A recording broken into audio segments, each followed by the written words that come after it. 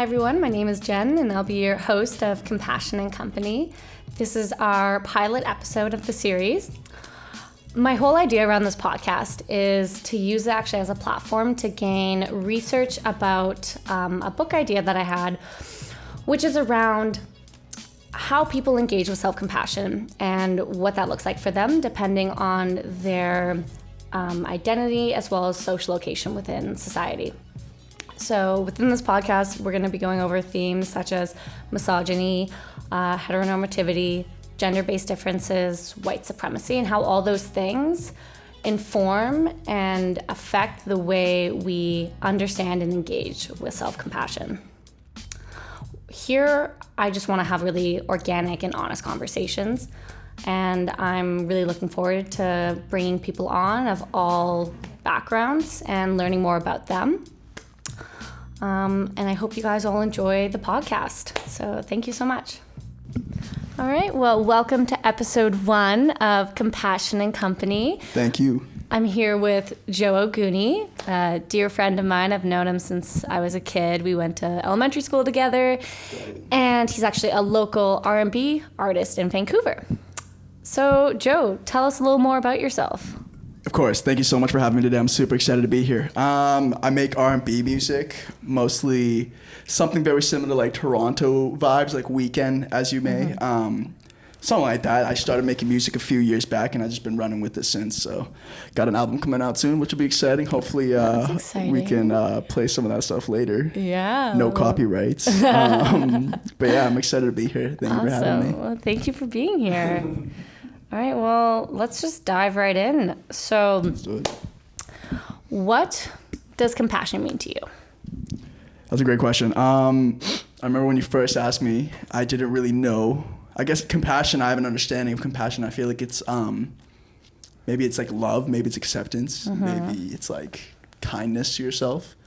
Maybe it's like an umbrella term for like empathy, sympathy, to have, like you can have compassion for yourself, you can have compassion for others. Right. So, yeah, that's what I think. And how do you practice self-compassion? Like, what does that actually look like for you? Yeah, that's a good question. I think I practice compassion or self-compassion when, again, this is a hard question to ask or to answer. I would think that after a long day of just like working and maybe just sitting at my computer like making music all day, like I will enjoy like a bottle of wine or something like that. You know what I mean? Like I'll take some time off, I'll steam off. Sometimes I hit the booze maybe a little bit too hard, so like there's a line. I don't know if that is self-compassion or just binge drinking like that out there. Like, I don't know if that's like okay. Well, I think we all do it differently, right? Yeah. And it's probably not just the drinking for you. Like, it's probably also just like that environment and having that time to decompress, like you said, right? I think so too. I think it's just like, yeah, for sure. It's like everything that it is, like turning on a movie or something like that and just like winding down.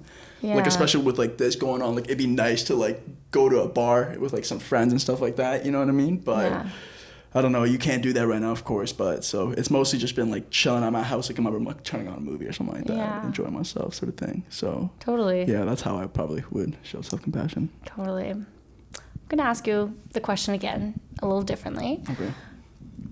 As a person of color within your industry, how do you show yourself self-compassion?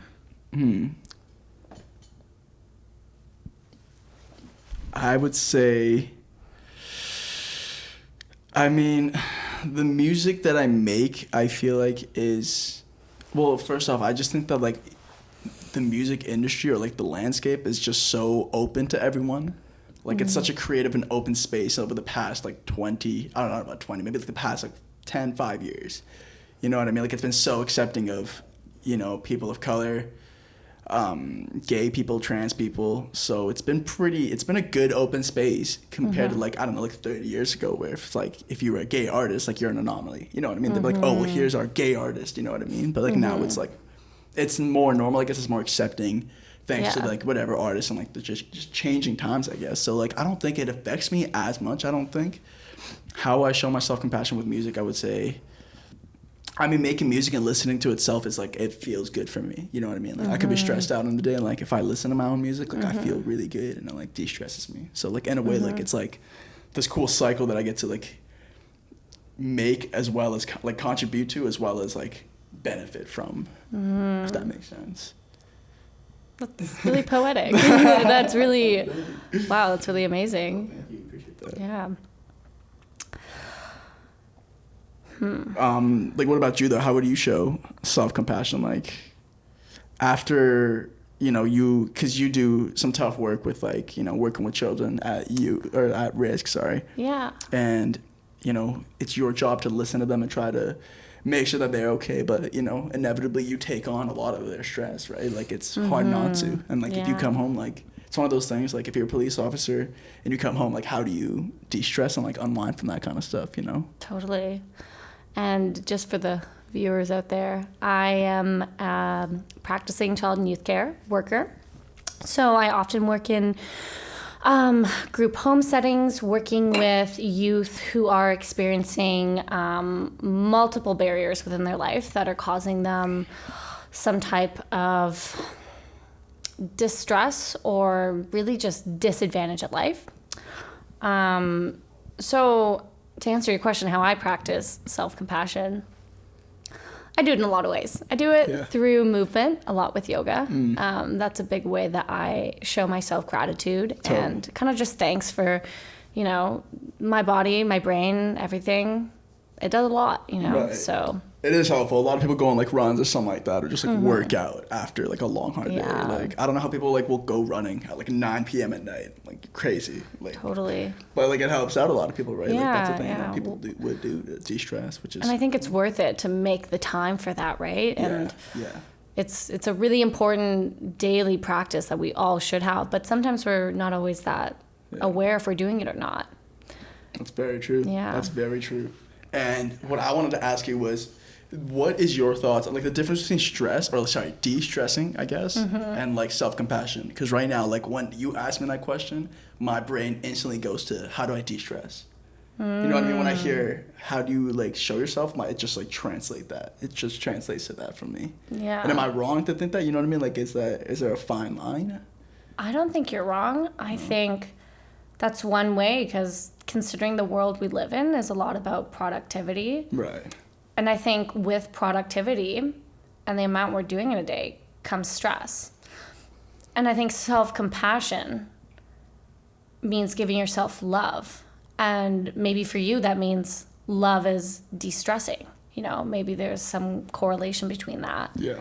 So. Totally. It's just like, that's how my brain would go. You know what I mean? Yeah. It's hard. We don't talk about compassion that often. I feel like it's even when you ask other people about it, they're like, what do you mean by that? Yeah, well, it's a taboo topic, and that's kind of why I wanted to bring light to it, because even it first came up for me when I was in therapy, and my counselor was like, oh, how do you practice self-compassion? And I just froze. I was like, I don't know. Yeah, what do you mean by that? What do you mean by that? It really kind of, you know, I had to take a step back from it and really think about that and reflect, like, whoa, like, how do I do that? And ever since, I've just had this, like, curiosity around it. And hence why we're here having this conversation. Talk about it. So shout out to the counselor for that. Yeah, thank you. She co-sign for that, for sure.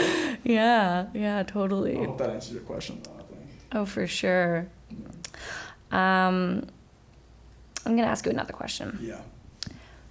Was there a moment when you realized that there was a need for self-compassion? Like, you truly needed it? Ooh, definitely. I would say going through, I remember graduating, like when we were out in Salt Spring and you were there. Yeah. So much happened, right? We had finished up my school, like I ended up like my relationship with my partner ended, so it was just so much going on where it felt like everything I knew was just kind of like crumbling away, and it felt like a new beginning at the same time. But I mean, deep down you always know that like once you break up with something, or once you finish school, once you get laid off from a job, like you're gonna sit in that feeling and like revel in it. regardless of how unhealthy it is. And I remember like when all this happened, like I took some time to just like, I gave myself a few days and be like, you can, enjoy that extra piece of, I don't know, like pizza or whatever the fuck it is, you know what I mean? Like it's okay, but I think in those times it's kind of like, that's when I'm like, I can show myself a little bit more like self-love, I guess, like when it's like extra hard. But so for you, it's kind of just like relinquishing a bit. Like you're kind of like, okay, for example, you said you're gonna grab a slice of pizza, like that's just you kind of moving that boundary or whatever kind of like framework that you have around diet or whatever, and you're just like, hey, you know what, like a little bit more pizza. Today is fine. I would say so. Okay. I don't know. I mean, I don't have like as you said, like I don't really like do yoga or like do anything like that. So like my day is so regular. Like I'll wake up and like maybe I'll like right now at least like I'll be doing job applications, and then throughout the day, I don't know, maybe go to the gym, but like I don't see that as a part of like my self-compassion. You know what I mean? I'm not at the gym, be like, this is my time to de-stress. I'm like, no, this is like part of my daily schedule to make sure that like I'm on top of this kind of shit. And if I don't do it, then I feel shitty. So it's not like, and maybe that's part of like productivity as well. Like, I don't know, but it's usually at the end of the day where I'm like, well, I try to get to the point where like I do enough in the day, so at night I can allow myself to be like, let's just chill right now. Because if I just wake up at like 2 p.m. and I don't do anything, I just watch TV, and then that night I feel a little bit more like harder on myself, if that makes sense. I'm like, what the fuck did I do today? So I don't know. It's like I almost like, I don't know. Do you think that productivity compromises self-compassion or vice versa? I think it gets in the way of it for sure. I think it's hard not to, because like productivity for me, it can be like success. It can be anything from like landing a job to making $1 million to even, going out for a walk after, let's say, like a close family member passes away. Like, you know what I mean? It's just like there's so many different like magnitudes of it. And it depends on the day, I think. I think it totally depends on the day. But 100%. Does it affect how I show self-compassion? I think it does. Yeah. And I don't know, you know what I mean? That's just like, I think that's just how we were raised, you know, maybe. But I think it does. For me, it does, at least. And how were you raised? That's a good question. That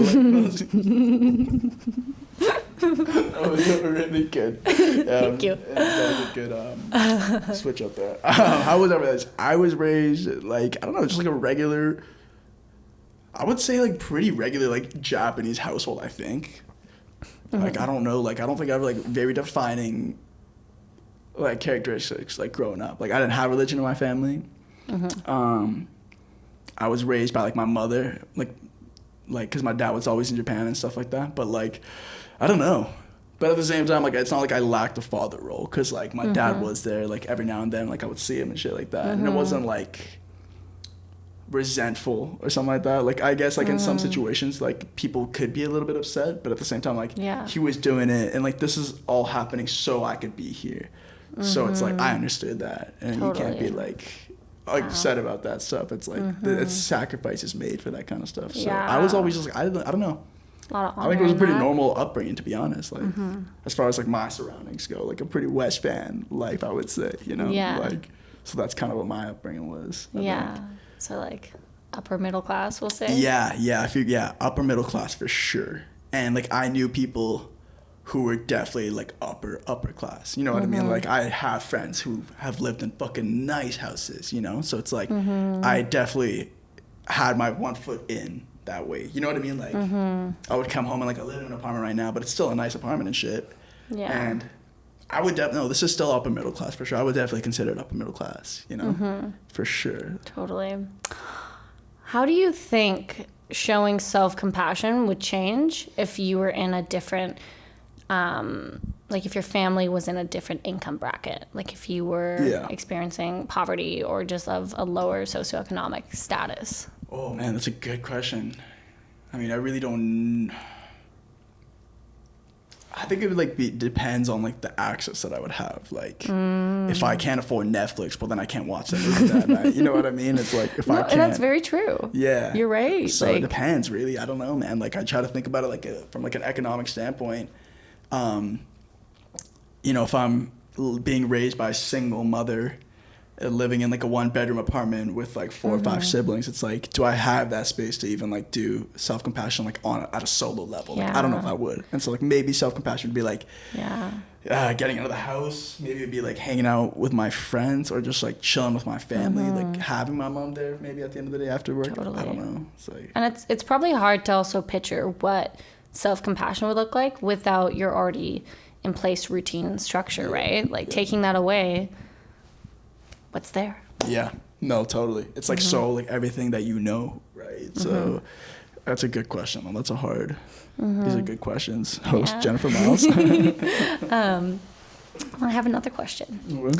I thought of this a little earlier, but how did your parents show self-compassion? Like growing up, did you ever see them doing that? Oh, I don't think so.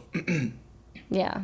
Probably not. No. And like we talked about this like with your dad, and it's like the same thing. It's like, I don't think he had the chance to. Like he was like, I think my dad just like hustled and like made money so he could like get a better life for himself. So it's like the amount of life that he's lived by the time that he was 23, like compared to me, is like so different. Yeah. You know what I mean? So it's like, because he grew up in a different time, I think he's like had to hustle almost. And it's like because he like made it, like I was able to live this life, like I don't have to hustle as hard, and like I will have food at the end of the day. So it's like I have so much more opportunity to like, you know what I mean? Like I have the time to show like self-compassion. It's like it's, more space for self-compassion way more in your space life. for self-compastion in my life. It's insane. It's a fucking luxury. I feel like maybe in some sense like self-compassion, it's like it is a luxury for some people. You know what I mean? Which is unfortunate. Well, I think it's how you practice it too. Yeah. Like some people, obviously depending on their socioeconomic status, but there's going to be ways that they practice it and that may be more accessible, and maybe they are someone who's, you know, working 2 jobs and has kids, and maybe they're still finding a way to do that. But I mean, we're going to need their voice to know that. No, totally for it's sure. hard to speak on their behalf because we really can't. I agree. It's so hard. It's so different. And like, I'm in no position to like even like try to like imagine, you know what I mean? It's like, cause I have no idea. No. Yeah. No. We need definitely, hopefully we'll get some guests that will be able to tell us. Yes. All types of people. Yeah. These are good questions. They're hard to answer, dude. Sorry, I'm not trying to grill you too hard. It's good. It's very thought-provoking. Okay, let's go on to gender. Okay. How does your gender inform the way you show self-compassion? Oh, man, these are good questions.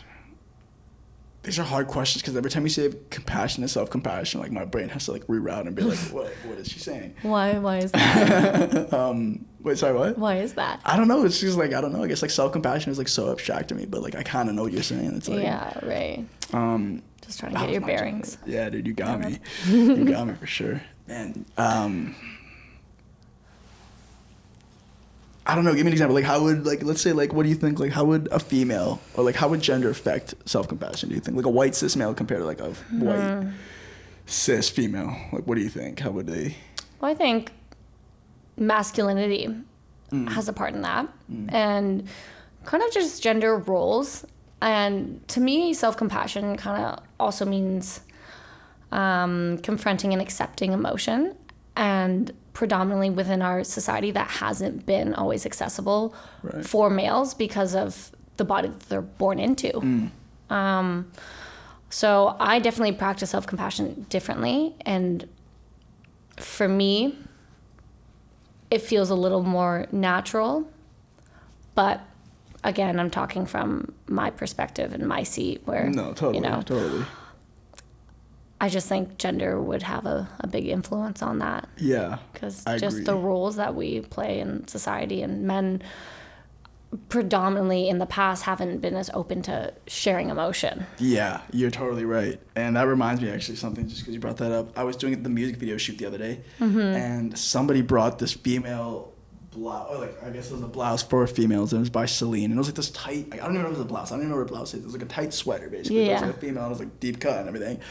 And they were like, yeah, wear this, and I wore it, and it felt so good. You know, like I felt liberated, and I'm like, I want to buy this. Like, you know what I mean? Like, it's so obviously so tight on me, but it's like it just felt good. I just remember like thinking like I'm gonna steal this sweater. Like I don't know who's this is, but I'm taking it. Like it just felt so good, you know. And it was so obviously not for men, but like it's kind of cool to see. It just felt good, I guess. You know, it's kind of cool. So I don't know. Is that self-compassion? Like, is that kind of self-expression? Is that self-compassion to you? Oh fuck. Yes, I would say so. I would say so. Yeah. Because when I make a song, at least for me, it's like if I'm not being as honest as I can in the song, and like if I can come up with like a cool lyric where like I reveal something about myself that I didn't even know of. Let's say like I'm just like singing and like some lyrics just come to me and I say it. I'm like, fuck, like I didn't know that that's how it felt. You know what I mean? Like I didn't know that part of me. Yeah. So like in that sense, I'm like, fuck, that's like a cool little caveat of myself that I just kind of almost unlocked, and like that happened in the moment when I was listening to the song and I felt that sound. Right? You know what I mean? So there definitely are moments where I'm like, fuck, I feel good for saying that. Yeah. You know, and I'm thankful for that. And even when you wore that shirt at the music video the other day, like that made you feel a certain way, right? It made me feel a certain way for sure. It was kind of, no, like it really did though. Like it didn't have to, like it's kind of, it felt good. Like it felt like I didn't need to, not that I feel like I act like I have to like conform to like talk or like masculinity, and like I don't think I do. Like I'm sure in some senses I do that I'm not aware of, but in that moment, like when I wear that, it's like I feel like I'm just free from all that stuff, you know what I mean? And there's a level of like not giving a fuck that like if I walked out like out of that apartment and like went to like a public space and people were looking, I would feel good. Like I know that I like people would be like, that's odd, that's like a female sweater on this male body, and people would look and I'm like, well, that's kind of cool, like it felt good, you know what I mean? So it's like it's a liberating feel for me, at least when that happened, you know. So still looking for that sweater. Wow. And why do you think maybe compared to other people that you're so comfortable in that? Because that's a hard thing to do, to kind of go against the set out kind of binary, especially with, you know, what people wear based on gender. Totally. Like, how do you think you can just go out and be so organic in yourself? I don't know. I think it's like self-love. Like I do. Yeah, so you do practice self-compassion. I guess I do. I try to be as comfortable and like honest with myself as possible. I think that's like a great first step. It's like,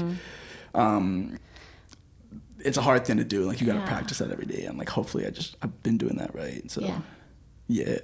Do you think you got that from your parents and your upbringing? Oh man, I don't think so. I think it's like as a result of how they did that. Like it was almost like I've always been into like not going the way that other people have. I think it comes from my brother. Like growing up, like my brother was just like an all-star like player. You know what I mean? Right. Like sports, and like especially in like the 2000s where like have you seen like American Pie recently? I know those movies. Just like I've seen some episodes, or not shows, movies. Yeah, but like just like general culture of just it's like the jock culture, and it was like so predominant. And like and you just rejected that? It's like I grew up with it, and like people were like, "That's sick. This is so cool." And I'm like, well, like I guess I don't know. In a certain way, like I always wanted to rebel. It's like growing up, I always felt like I lived in my brother's shadows. And as a result of that, I was being like, well, like, let me make my own identity. And like, I guess I found that through like, I remember like dropping out of sports and shit like grade 8, because like growing up, I like played all these sports. And like, I'm glad I did. I'm glad my parents put me through that, because like, it's so fun. And like, I had that, you know, experience, which is great. But then there was like a big thing for me when I was like, fuck sports, I'm gonna drop out of sports and then just like make music. And like I made a band and shit, and like that was like a cool thing for me. So like yeah. But like my parents weren't happy about that. So like I don't think it was like my parents were like actively encouraging me to like find my own way. It's more like they were trying to like get me on a certain path, and I was like, that's not for me. So I think So would you say like connecting with your true self is the way you show self-compassion? I think so. I think it's a good start. I think you're better suited to get close to showing self-compassion if you are comfortable with yourself, you know, in the first place. Do you think someone could show self-compassion if they were living inauthentically? What do you mean by inauthentic? What do you mean by that? Like maybe just not true to themselves. Like maybe they're on like one of those paths that you were on before, and it just wasn't for them, and it's not what they truly wanted to do. Do you think they can still practice self-compassion? I think you can. That's funny you say that. Okay, so let's say I didn't do what I did. And like Yeah. I just played sports. I'm sure there'd be moments where if I like was in my room by myself, I would just like put on a sweater, a female sweater, Yeah. and maybe listen to like some fucking K-pop. Yeah. You know what I mean? And maybe to me that is like so liberating. You know what I mean? So like maybe hidden though. It won't be as open. So like maybe in a way like I would, but like it'd be super kept under the dark. Interesting. Like guilty almost. But I don't know. That's what I think. I would probably how I would do it. I don't know. That makes me think of like stages. Like, do you think there's, I don't know, like stages to getting to who you are, and then with that there's stages to getting to a certain level of self-compassion? Fuck, man, these are good questions. Sorry, can you repeat that? Well, it just, that reminded me of how you spoke about it, was that there seems to be like stages that we get to within our identity and who we are. Right. And are there also stages that kind of correlate with that of self-compassion, maybe at each step, and Right. how it just changes? I don't know if that question was more wordy than No, before. I think I get what you're saying though. Like I'm sure it takes time. Yeah. And like that depends on like the culture that you brought up in, like how your parents raised you, I'm sure. Mm-hmm. I'm sure high school had a big thing for me where like, well, like schooling is an easy Yeah. way to categorize phases in your life, because it's like at first like people are like, oh, you're elementary school now, so you kind of like you're young. High school comes around, there's a new set of expectations. Yeah. There's new opportunities to like meet new people. There's new opportunities to join new things, and like kind of like you don't really have like drama class. You don't have like art classes or like these more niche clubs that you can join in elementary school. You know what I mean? It's more just like this easy kind of like getting these kids through, and just like I learned the fucking basics. Hopefully by the time you're 12, you're not a fucking idiot, and you can add 1 + 1. And like if you can, like that's great. If you can, like chill, it's fine. You'll figure it out. But Yeah. you know what I mean? And like high school is an easy way to like throw a bunch of like prepubescent kids into a building together, and they all know like what's cool and what's not cool. You know what I mean? So it's easy for kids to like stifle, I guess, maybe in a way, like their true authentic self. You know what I mean? In a way. So I think high school was a big moment. It was an easy, like to look back at least. I don't know what age it was, but I'm sure high school had a big part of my development. And I'm sure it has with a lot of other people too. You know what I mean? Like high school could be like such a hit or miss for some people. And it could be such a like a diving board for like who you will be, depending on how your experience went. You know what I mean? Like that could be like a terrible thing too. Like awful things could have happened. Maybe it was great things too. You know. So yeah. So I think that. But you know. Yeah. How do you think you practice self-compassion when you're in high school? Fuck, man, that's a good question. I don't even know if I like knew what that meant though. I'm sure like I didn't though, to be honest. You know what I mean? It's like you had so many. Well, why don't we break down self-compassion for a little bit? Okay, let's do it. So we've talked about it's a way to de-stress. Okay, yeah. It's a way to show love. What else is it? What else is self-compassion? I would say giving yourself time for anything, whether that's to grow, just like taking a moment to be like, it's okay. I think that's in a way like allowing yourself to be like, Yeah. you know what I mean? Like, Taking dude, chill out, space. taking space and just like creating that space for yourself. Like, even if you don't have that space. So maybe like, yeah, I would say so. Taking that time to be like, it's okay. Like whatever's happening, it's like, it's not the end of the world. So like give yourself like some love, I guess. And I guess that's just self-love. Yeah. I just brought that back to self-love. Yeah. Fuck, but Yours really centers around self-love, it seems yeah, like. I think so. Yeah. And could compassion be setting up boundaries? It's a good question. And that's a good, you're right. I think so. Maybe setting boundaries with certain people.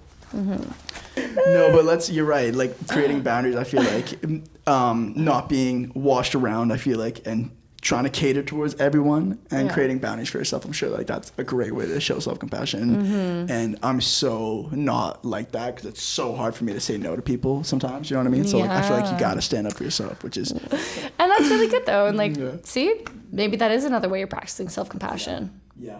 How do you show self-compassion as a producer, as a musician, as an artist? I think it's trying to be like as authentic as possible. Trying to make sure that whatever you make, you got to understand that other people are going to listen to and be affected by it. So it's like almost like, I mean, the way I see it, it's like almost my duty to try to be myself. Because if I don't, then it's like, there's no point in trying to make another like Justin Bieber baby. Sometimes it's like, well, how can I take this and make it a little bit more myself so that the next person who listens to it can be like, whoa, like maybe they can benefit from it. And if I am able to pull away and make it a little bit more authentic, I know that like I will benefit from that as well. Yeah. Because, you know. So authenticity. I think authenticity is. Self-compassion, yeah. I think so. I'm going to ask you something else. Yeah. Why do you think self-compassion is a taboo topic in our society? Do you think it is taboo? I like how you're deflecting that back onto me. I see what you're doing. I think it can be. I think it is. And I say that because of the responses I've had from people when I ask them. Because most people don't know what to say. Like, they're just kind of like, they're kind of stunned for a second. They're taken back. And a lot of people have a hard time with it because I think it's really hard to show yourself kindness, because I think a lot of people deal with that kind of critic in their head. Yeah, you know? Totally. And it's a lot easier to treat others with kindness than yourself, because we're constantly wanting to be better. And sometimes I think we overstep our own boundaries, and we can be a little harmful to ourselves and be a little too hard on ourselves. And it's like, it's also a practice, right? And what we've talked about today, and what I feel like I realize now, and I guess before, but like, productivity doesn't leave a lot of room always for self-compassion. Right. And with our daily routines, like, it's almost something we have to be consciously aware of to be applying. Right. Maybe. I mean, maybe you can be doing it unconsciously, but I think it takes some level of awareness to actually do it and do it well. Well, Joe. Joe Goody. I think it's been great to have you. It's been great being here. And yeah. All right. Well, thank you guys so much for tuning in and listening. I hope you enjoyed the podcast. It's been a really great just journey already, and it's only been one session, and I'm just feeling really excited and happy about this. So glad we can talk about these important topics, and hopefully you gained something from this today. And if you didn't, I hope that you enjoyed my voice and what I had to say. I don't know. Thanks so much.